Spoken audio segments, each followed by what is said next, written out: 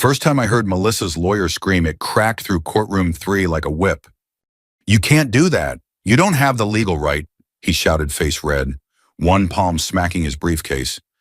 My wife sat behind him, mascara running. The guy she'd moved into my house kept tugging at his collar like it was choking him. The judge didn't blink. She just looked at me and said, "Mr. Weaver has every right to protect his children." That was when I knew I wasn't leaving quietly.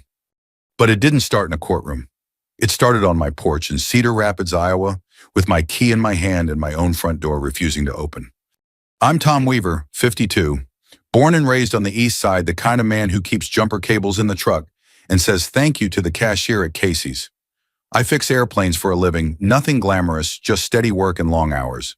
3 months ago, I flew overseas for a contract that paid extra because it was miserable.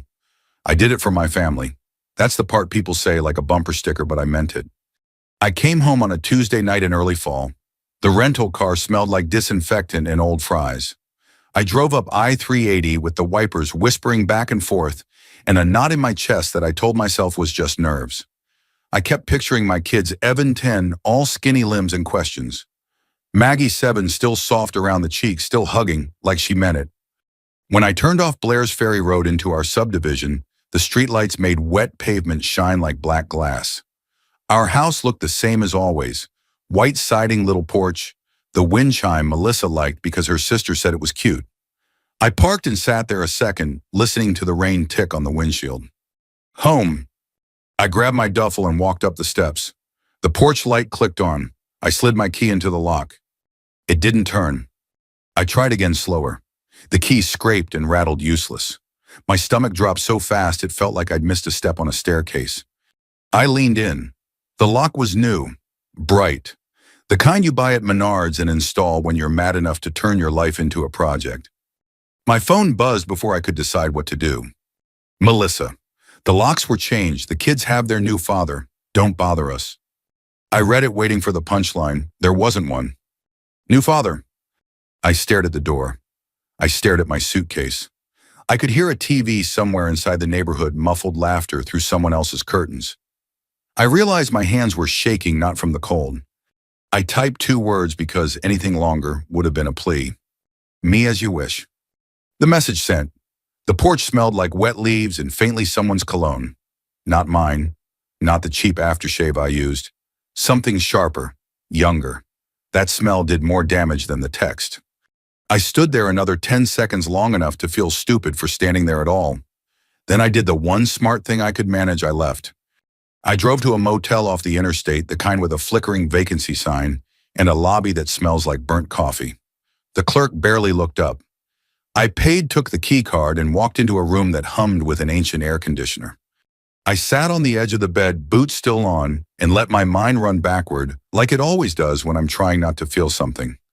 Melissa at 24 in St. Wenceslaus Church, sunlight through stained glass, her hand cold in mine. Her whisper at the altar. "We're going to be okay, Tommy." My dad's voice at the reception hall. "Take care of your family." Somewhere in the last decade, take care turned into be gone. Over time, emergency calls, trips I said yes to because the bills didn't care about feelings. I missed Evan's first Little League trophy. I missed Maggie's kindergarten concert. I told myself I was doing the right thing, and maybe I was right up until I wasn't. I picked up my phone and stared at it until my eyes burned. Then I made a call I'd avoided for a long time because it felt like admitting I'd lost control. Ruth Drummond.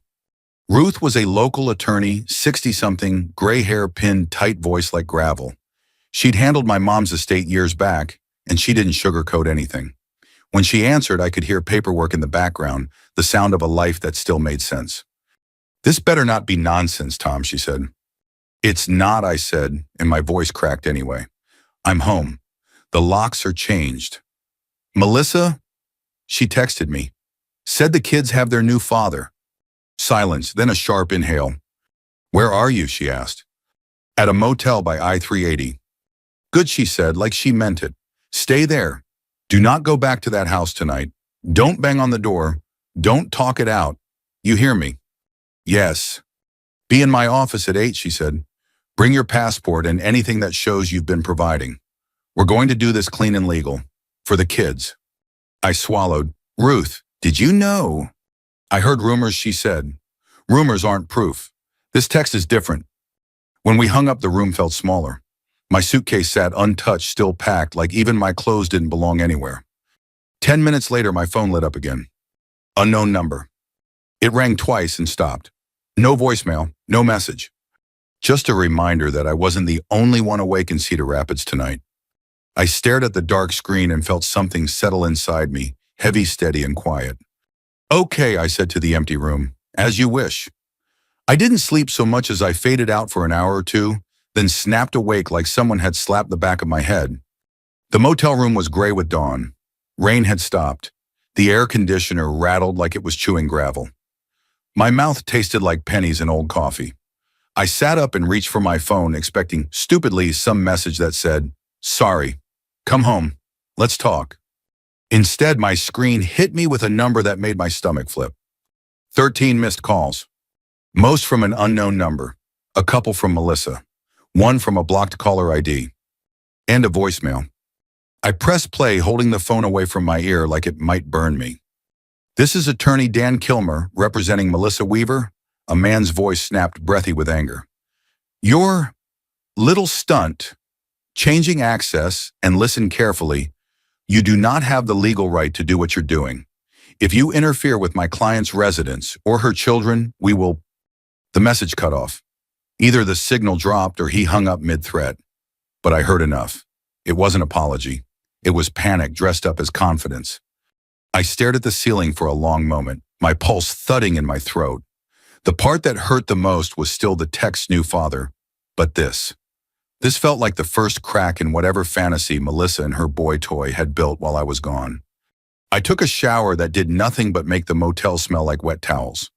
I put on the same jeans I'd worn on the flight home, brushed my teeth with motel toothpaste, and drove into town with the sun just starting to lighten the sky over Cedar Rapids. Rush hour was waking up. School buses. Guys in work boots crossing the street with coffee cups. A Casey's sign glowing like a lighthouse. Everything normal, like the world hadn't shifted under my feet last night. Ruth Drummond's office sat in an old brick building downtown, a block from a credit union, with a sign advertising auto loans in cheerful blue letters. Ruth's place looked like law offices always do, clean but tired. Frosted glass, brass handle polished by 1,000 nervous hands. I walked in at 7:58. The waiting room smelled like lemon cleaner and old paper. There were framed photos of Ruth shaking hands with local politicians and some dusty plaque from the Iowa Bar Association. A big wooden clock ticked too loud. Ruth opened her door and looked me up and down. "You look like hell," she said. "I feel worse," I told her. "Good," she said. "Sit." Her office was small and jammed with file boxes. A framed photo of her with a golden retriever sat on the corner of her desk. Ruth herself looked exactly the same as she always had. Gray hair pinned back, reading glasses low on her nose, jaw set like the world had personally offended her. She slid a yellow legal pad toward herself and clicked her pen. "Start from the beginning," she said. "And don't try to be noble. Noble gets fathers separated from their kids." So I told her. The lock, the text, the smell of my porch that didn't belong to me. My 2-word reply, the motel. Ruth didn't interrupt. When I finished, she took off her glasses and rubbed the bridge of her nose. "All right," she said. "First thing, you're not going back to that house alone. Second thing, you are not responding to any more calls. Third thing."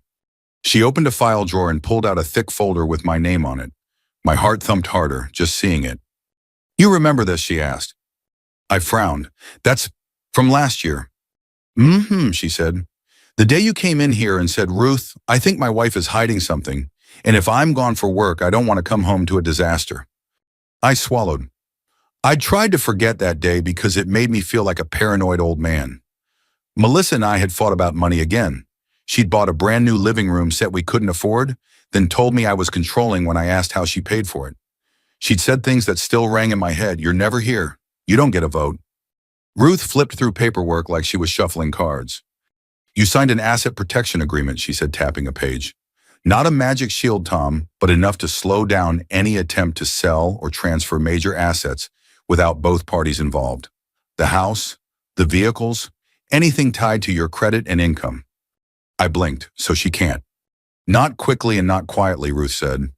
And here's the part your wife forgot, because people forget paperwork the way they forget fire alarms.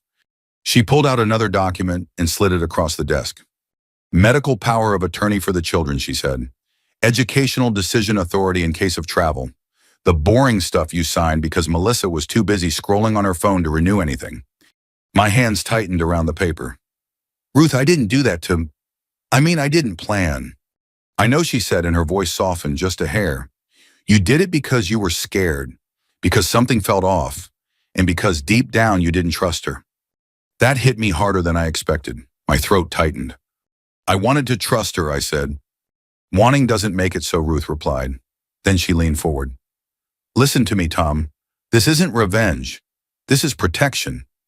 Your wife changed the locks to push you out. That's not just cruel, it's stupid. She's trying to create a new normal before you can react. I thought of Evan and Maggie asleep in their beds, my beds, while some stranger walked through my kitchen like he owned it. My stomach turned. Ruth reached for her laptop and angled it toward me. Now, she said, let's talk about the new father. She clicked a few keys. A social media profile popped up. Ryan Colt, smiling too big, white teeth, tight t-shirt, arms crossed in front of a gym mirror like he was the hero in his own movie. Then Ruth scrolled. There was my living room, my couch, my TV stand, Ryan holding a beer in one hand, and in the background, blurred but unmistakable, Evan's science fair poster on the table. A caption under the photo made my ears ring. New chapter, new fam, blessed. I stared at the screen until my eyes hurt. Ruth kept scrolling. Another photo, Ryan at a pumpkin patch with Melissa. Melissa's hand on his chest, and off to the side, Maggie in a little jacket looking away from the camera like she didn't want to be there. My jaw clenched so hard my molars ached. How long, I asked. Long enough, Ruth said, and here's what else. She pulled up a public record search. Not everything, Ruth wasn't a magician, but enough. Debt, she said, more than you'd think for a fitness entrepreneur. A misdemeanor assault charge from a bar fight 2 years back. Nothing that screams monster, but it screams trouble. The kind of trouble that likes to latch onto a woman with a house and a steady paycheck. My hands shook again, but this time it wasn't shock. It was anger, hot, clean anger. And underneath it, something worse, guilt. Because if I hadn't been gone, if I'd been home more, if I'd noticed sooner. Ruth watched my face like she could read the thoughts. Don't, she said. Don't what? Don't take all the blame, she said. You being overseas didn't force her to change the locks or drag a stranger into your children's home. That choice belongs to her. Keep your focus where it belongs. I took a slow breath. My dad's voice floated up from some old memory, him leaning on his pickup, grease on his hands, saying it like a lesson. Don't let anger drive the truck, you steer it. I looked at Ruth. What do we do? Ruth reached into a drawer and pulled out a small digital recorder, then set my phone on speaker. We do it clean, she said, and we do it fast. She tapped my screen. Play that voicemail. I hit play. Dan Kilmer's voice filled the room again, loud and frantic, climbing into a shout about rights and interference and consequences. Ruth listened with her chin lifted, like she was tasting something sour. When it ended, she nodded once. That, she said, is a man who knows his client made a mistake. 13 calls, I said quietly, since dawn. Ruth's mouth tightened. Good, let them call. We're not reacting, we're acting. She slid her legal pad closer and started writing names and dates. I'm filing for an emergency temporary order today, she said. You're going to request a custody evaluation. It will hurt. They'll question your travel. They'll ask why you weren't home. They'll poke every bruise you've got. I swallowed. And the kids. Ruth looked me dead in the eye. We're going to make sure no one calls some gym rat their new father and gets away with it, she said. Not in Cedar Rapids, not in any courtroom in Iowa. Outside, a siren wailed faintly down the street. Someone somewhere was having a normal crisis. Mine felt like it had swallowed the whole city. Ruth capped her pen and stood. Tom, she said softer, now you came in here because you wanted to keep your family. That door being locked doesn't mean you're locked out of your children's lives. It means the fight just moved. I nodded once, feeling that heavy, steady thing inside me settle even deeper. Okay, I said. Tell me what you need. Ruth didn't let me leave her office with just anger and a stack of papers. She sent me out with a plan and a warning. They're going to try to bait you, she'd said, walking me to the door. Don't bite. You're not fighting for pride. You're fighting for Evan and Maggie. I drove home, or what used to be home, only far enough to see the roofline over the trees. Then I kept going. My hands were tight on the steering wheel, knuckles pale, like if I gripped hard enough, I could keep my life from slipping out between my fingers. By noon, Ruth had already filed what she needed. By 2, my phone rang again. Melissa. I let it go to voicemail. Then another unknown number. Then another. The screen flashed and went dark, like a porch light turning on and off in a storm. That evening, Ruth called me herself. Family-centered services can get you a supervised visit, she said. Tomorrow morning, Knoll Ridge Park, 10 a.m. Knoll Ridge. I'd taken the kids there 100 times. Playground, duck pond, those little picnic tables that always smelled faintly like sunscreen in summer. The idea of seeing my children with a stranger watching us felt like being told I needed permission to breathe, but I said yes anyway, because that's what fathers do when the rules change overnight. I got there early the next day. The air had that early fall bite, and the grass was still wet from the night before. A few old men walked laps around the path, hands in pockets, minds on their joints and their grandkids. I sat on a bench near the playground, staring at the swings, remembering Maggie's legs pumping like she was trying to fly. At 9:58, a woman in a navy windbreaker approached me. She had a clipboard and the kind of polite smile you see in DMV lines. Mr. Weaver, she asked. Yes, I said. I'm Dana, she said. I'll be supervising today. Supervising, like I was a risk. I nodded, swallowing it down. At 10:03, Melissa's SUV rolled into the lot. She parked too close to the curb, like she was angry at the pavement. Ryan wasn't in the car, thank God, but I saw him in my mind anyway, like a smudge on everything. Melissa got out first. She looked different. Not softer, not sad, just sharp, like she'd been grinding herself down into something harder. Evan climbed out behind her backpack, still on, even though it wasn't school. Maggie followed, holding Melissa's hand too tightly. Evan saw me and froze. My boy, my kid, who used to crash into my legs like I was a tree he could trust, stood there, like he wasn't sure if I'd disappear again if he blinked. I stood slowly. I didn't rush. I didn't throw my arms wide. I just held my hands where he could see them and said the simplest thing I could. Hey, buddy. Evan's eyes flicked to Dana's clipboard, then to Melissa's face, then back to me.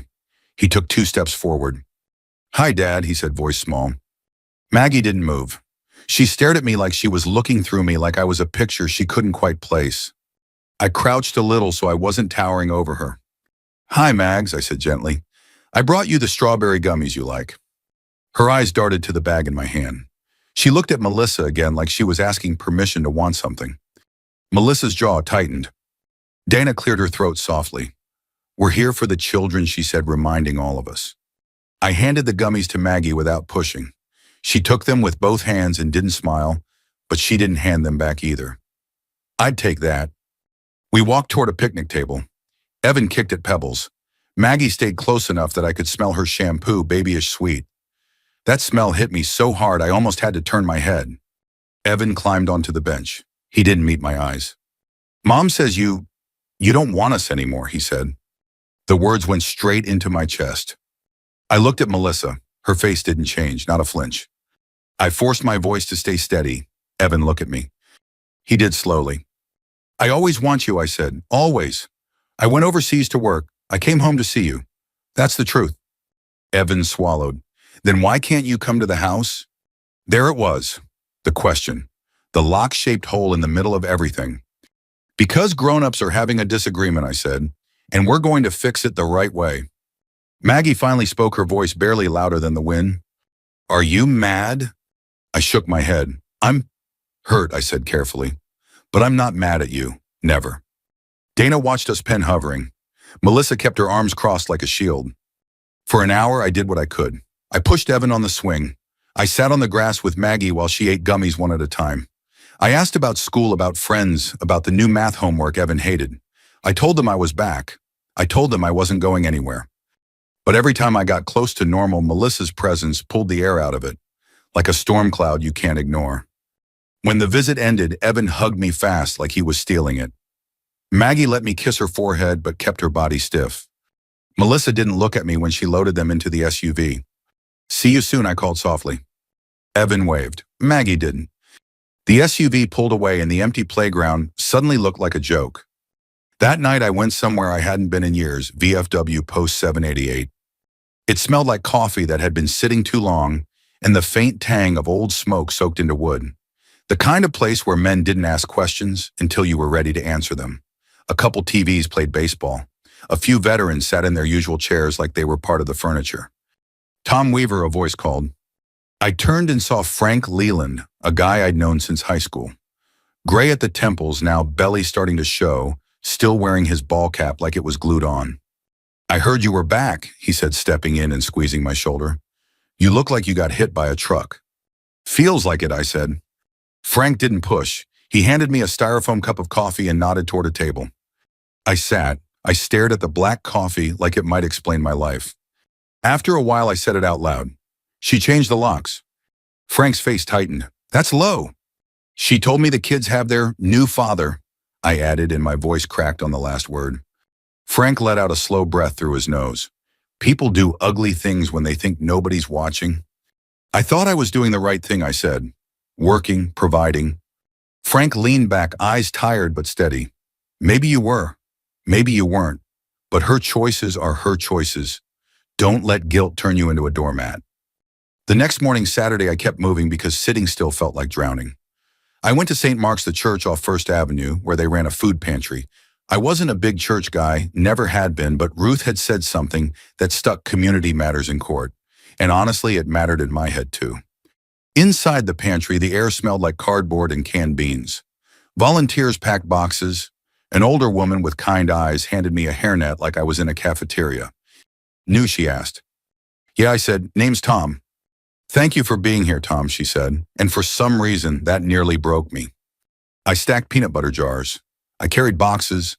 I listened to people talk about normal things, arthritis, grandkids, the price of eggs, until my chest loosened a fraction. Then my phone buzzed in my pocket. A text from an unknown number. Back off, old man. The kids don't need you. They have a real dad now. My blood went cold. A second text came in before I could even breathe. Keep pushing and you'll regret it. I stared at the words until they blurred. My hands trembled so badly I almost dropped the box I was holding. Frank's warning echoed. People do ugly things when they think nobody's watching. I didn't text back. I didn't call Melissa. I walked out to the parking lot, sat in my truck, and called the non-emergency line for Cedar Rapids Police. A calm officer told me to come in and file a report. At the station, the fluorescent lights made everything look sickly. A young officer with a buzz cut took my statement, nodding like he'd heard 100 versions of my story. You did the right thing not responding, he said. Keep everything. Screenshots, times. If it escalates, call us. Escalates. That word followed me home to my motel. That night I sat on the bed again, staring at my phone, when something clicked in my head, something Ruth had said in passing months ago when I'd installed the doorbell camera. Make sure you keep the login, she'd told me. Never know when you'll need it. I opened the app. My fingers hesitated like they didn't want to know. Then the screen loaded. My porch. My front door. Time-stamped clips. I scrolled back. There was footage from last week. Melissa opening the door. Ryan stepping inside with a duffel bag, grinning like a man walking into a prize.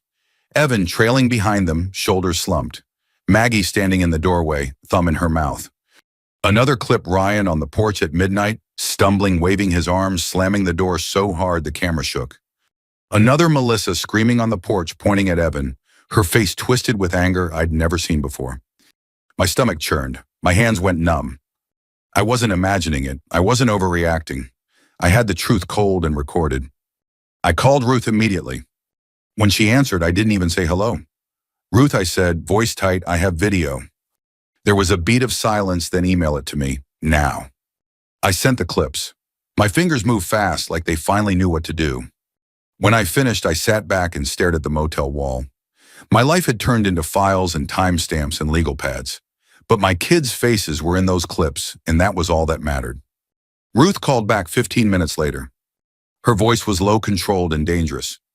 We're requesting an emergency temporary custody hearing at Lynn County Courthouse, she said, as soon as the judge can see us. My throat tightened. That means public. Yes, she said, And Tom, this is where you stay calm. Let them show the world who they are. I looked down at my phone again at the threat text, at the footage, at the evidence sitting in my hand like a weight. I thought of Evan's quick hug, Maggie's stiff little body when I kissed her forehead. I swallowed hard. Do it, I said. File it. Court day came fast, the way bad news always does, no warning. No time to brace yourself, just a calendar square that suddenly feels like a cliff. Ruth told me to meet her outside the Lynn County Courthouse at 8:30 sharp. I parked 2 blocks away because I didn't trust my hands. The sky was the color of dishwater and the wind had that flat Iowa bite that cuts right through a jacket. The courthouse looked like it always had solid, older than most of the people inside it, a place built to remind you that feelings don't matter as much as facts. Ruth was waiting by the steps, a dark coat buttoned up to her chin, a thick folder tucked under her arm. She didn't hug. She didn't say, "How are you holding up?" Ruth did not do soft when the stakes were high. She just looked at me and said, phone on silent. Eyes forward. Don't react to anything they say. I nodded. My stomach was tight enough to snap. Inside the hallway smelled like old heat and floor wax. People whispered the way they do in courthouses, like the building itself will punish you for talking too loud. A woman walked by carrying a stack of files. A man in a tie laughed at something on his phone. Normal life moving around mine like mine was a puddle they didn't want on their shoes. Courtroom 3 was smaller than I expected. Wood everywhere, benches polished by decades of nervous palms, a judge's bench that looked like a pulpit, the flag behind it hanging still. The air smelled faintly of paper and coffee, and something older like damp books. Ruth led me to our table.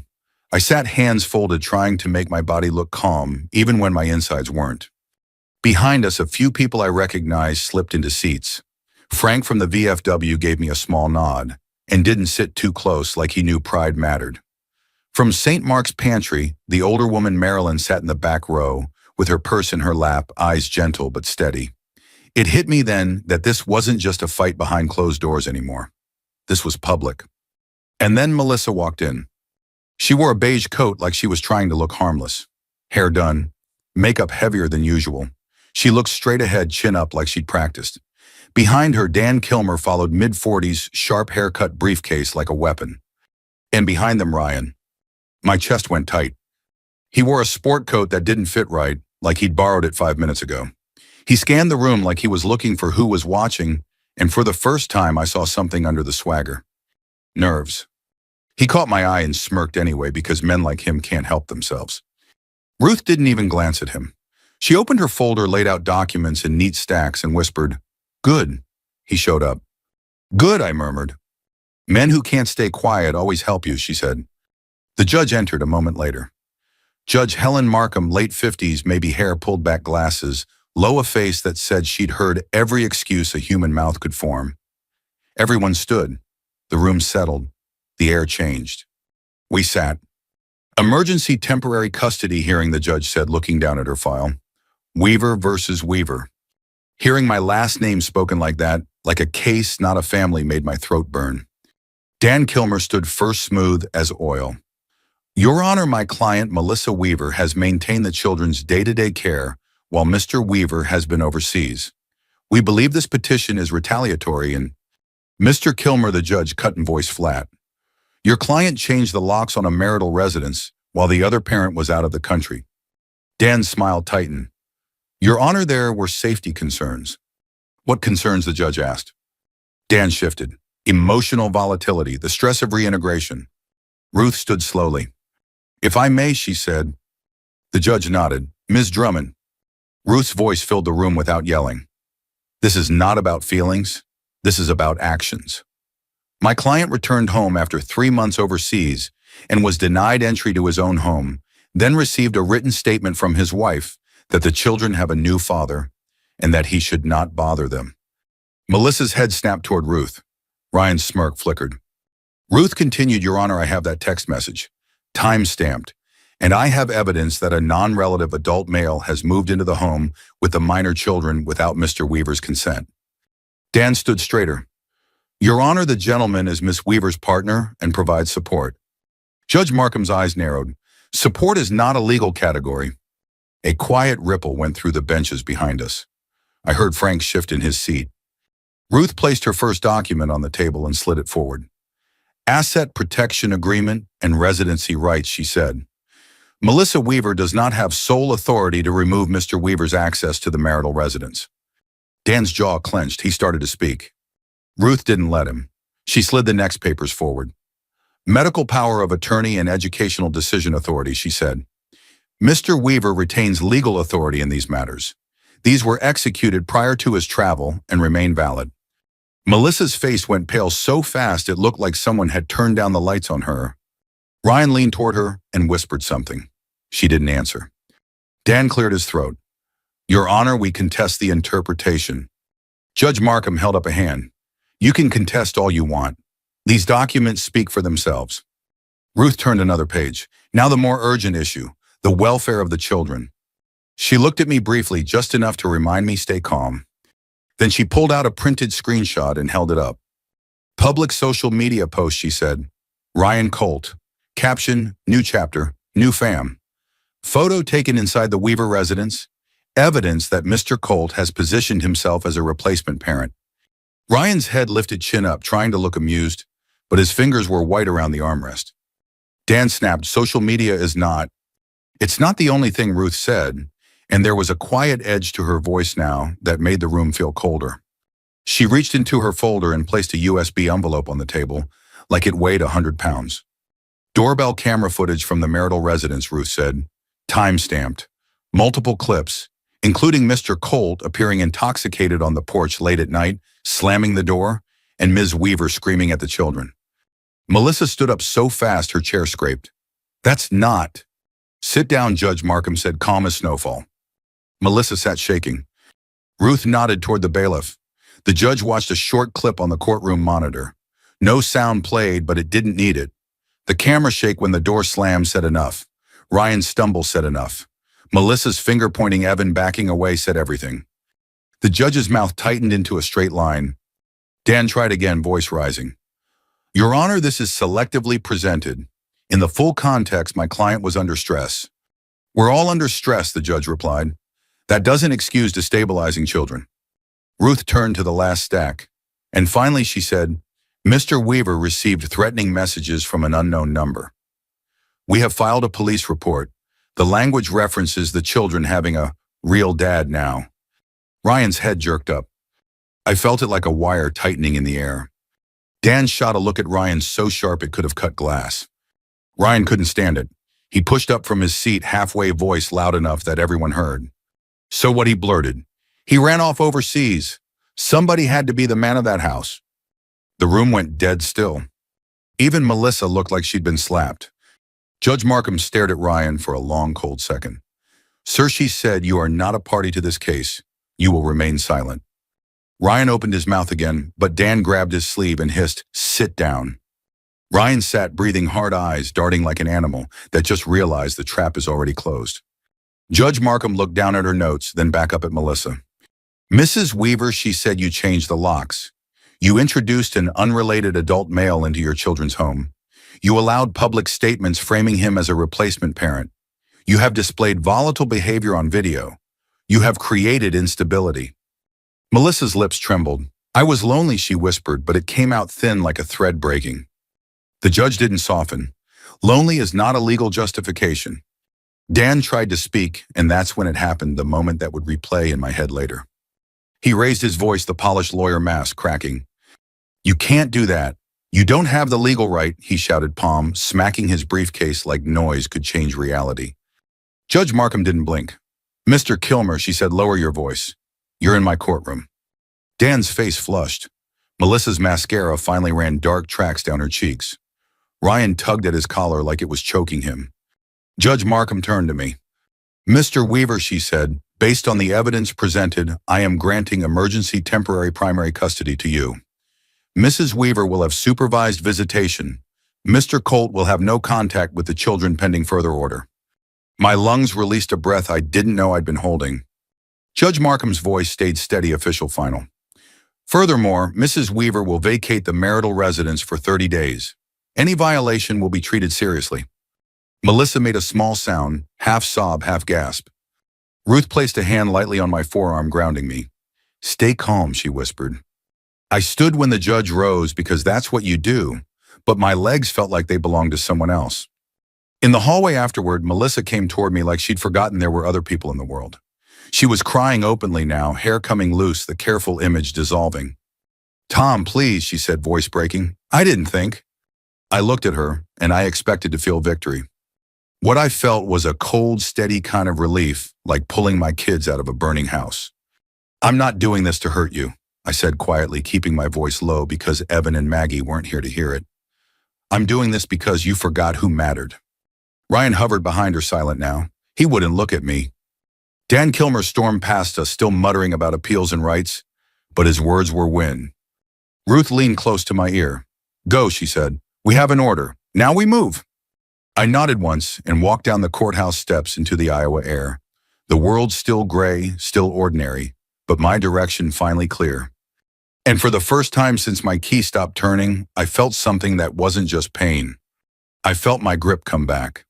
By the time Ruth and I left the courthouse, the wind had picked up, pushing dry leaves across the sidewalk in little spinning circles, like the town couldn't decide where to settle. Ruth walked me to my truck and handed me a printed copy of the temporary order like it was a passport. "Keep this on you," she said. "If anyone argues, you don't argue back.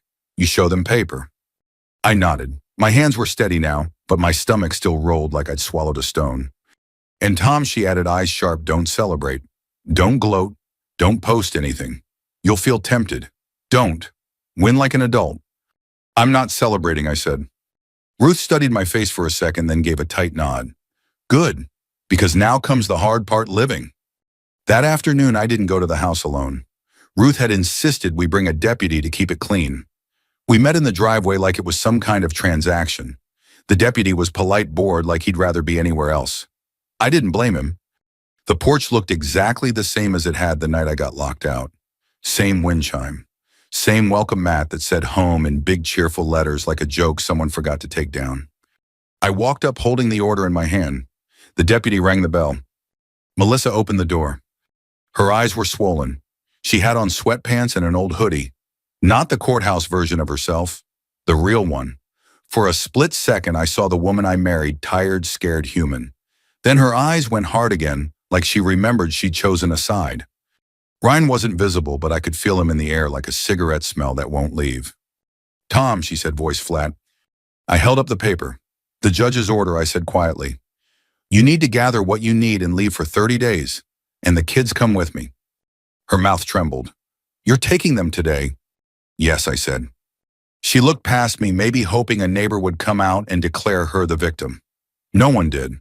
A couple curtains twitched. That was it. "You can't," she started. The deputy cleared his throat. "Ma'am," he said gently, "the order is in effect. Let's keep it peaceful." Melissa swallowed. Her shoulders sagged. "Fine," she whispered. The next 20 minutes were a blur of her moving through the house like someone packing up after a tornado. She grabbed a duffel bag, a purse, her medication, and of course her phone charger. She didn't grab photos. She didn't grab the kids' art from the fridge. She moved like this was temporary, like she was still sure she'd win in the end. Then she called Evan and Maggie downstairs. Evan came first, eyes wide, clutching his backpack. Maggie followed, holding a stuffed bunny. She looked at me, then at Melissa, then at the deputy, processing that something huge had shifted. I crouched down in front of them. "Hey," I said softly. "We're going to stay with Dad for a little while, okay?" Evan's voice shook. "Is Mom in trouble?"